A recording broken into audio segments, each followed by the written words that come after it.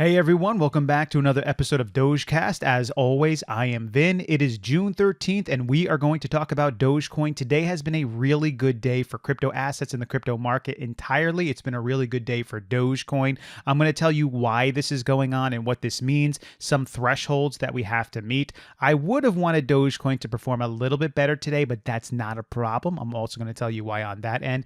Let's go to the charts. So you can see here on the day chart, Dogecoin is up a little over 5%. To 32 cents and a half there.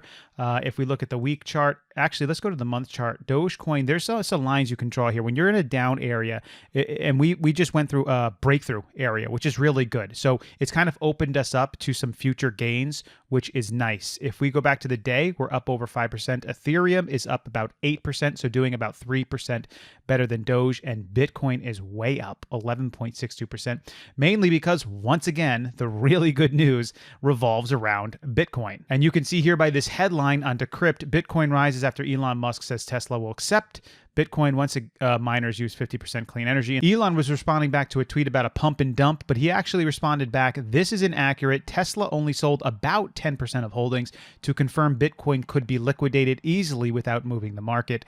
When there's confirmation of reasonable around 50% clean energy usage by miners with positive future trend, Tesla will resume allowing Bitcoin transactions. So this news is huge, and it's actually opening up the doors for the crypto asset market to move very bullish again. We haven't quite reached the number that I'm looking for. I'm going to show you what that is in a moment, but Tesla is saying they will resume allowing Bitcoin to be used to make transactions. He's also confirming that they did not sell all of their holdings, about $1.5 billion they bought, and if they only sold about 10%, so that's like, what, $150 million or so. So he sold that off probably sometime within the last week or so. And so you probably some of the movement going on with the market dealing with that, of course, and also Bitcoin being shorted all over the place. But now with Elon Musk saying they're going to resume those transactions once around 50% green energy is hit, and it will be hit, and he's probably going to buy back his Bitcoin. This has just opened up the crypto asset market to perform very well. Going back to Bitcoin's chart here, what we needed to happen, because Bitcoin leads the way. If Bitcoin is healthy, the other crypto assets go along with it. We need Bitcoin to pass around 43,000. That was the mark. Some people are already saying, we're good, we're done, we're out of this bearish slide. I would not go there yet. So something I find really interesting about this announcement, and it actually is going to affect Doge very soon, is that Elon Musk saying that they will resume in the future Bitcoin transactions if they can reach about 50% green, moved Bitcoin up nearly the same amount as a country on Earth accepting Bitcoin as a legal means of tender and an asset to be used for purchasing things in their country. It's amazing to me that Tesla making this announcement about a possible future use would move Bitcoin just the same. And do you know why that's interesting? Because you know the day is coming where Elon is going to say, we will be using now Dogecoin. And that if it's moving Bitcoin like this, you know it's going to move Dogecoin up like crazy as well. Now, with Bitcoin up around 11.5% today and Ethereum up 8%, and now Dogecoin still up around 5%. Why isn't Dogecoin getting the same response? Well, first off, of course, this news is about Bitcoin, not Dogecoin. But why aren't we seeing the same movement as Ethereum? Again, I think this comes down to maturity. Dogecoin isn't as matured. And so what's ending up happening here is it's going up. Again, I keep saying paper hands, but we have paper hands in Dogecoin. So they don't know when to buy and they don't know when to sell. And right now they're seeing Dogecoin go up and they're thinking, oh, I've seen this before. Maybe I should sell and then maybe I'll buy back when it goes down. Here's the thing. We're starting to get very close to a breakout. And this is a scary time to sell, in my opinion, because some people are playing short games. And I think the people who are shorting these crypto assets are going to stop shorting them very soon because the shorting is not working. Bitcoin should be well below 30,000 right now. It should be 28, 29,000. With the amount of shorting that's been going on, there's more shorting that's happened to Bitcoin in the last week than has happened at any other point in the last year to Bitcoin. We should be well below 30,000 for Bitcoin, and Dogecoin should be in the 20s right now, 25, 24 cents. And Ethereum should be following suit too, probably around 18, 1900. likewise. But we're not seeing that. The shorting is not working, and the news that keeps coming out continues to be positive for the crypto asset market. So what we need to see, let me go to the month marker here, is we need to have Bitcoin get up to around where it was on May 18th, which was around 42.8, around 43,000. We need Bitcoin to hit that area. If Bitcoin gets back up into that area, it will now be at the same place it was about a month ago. And in my opinion, it means that it broke out.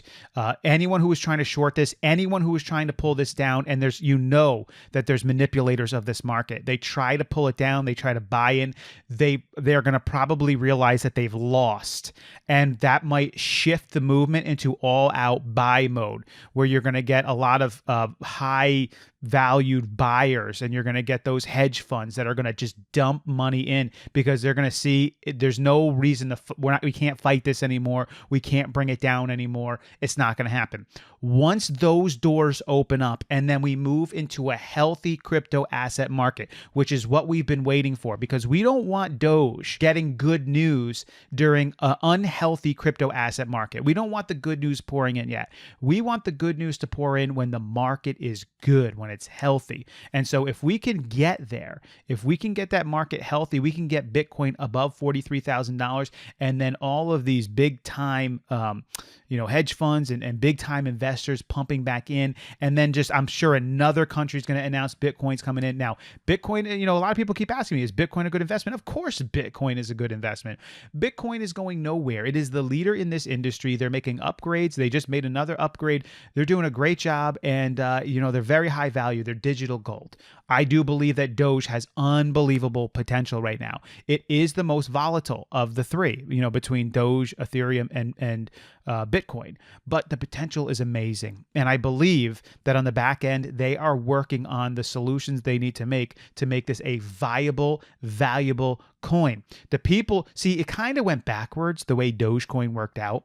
The people got behind Dogecoin before Doge was really ready, or before Doge even thought it was going to be a thing. Doge was never meant to be ready. It was never meant to be a thing, but the people got behind it.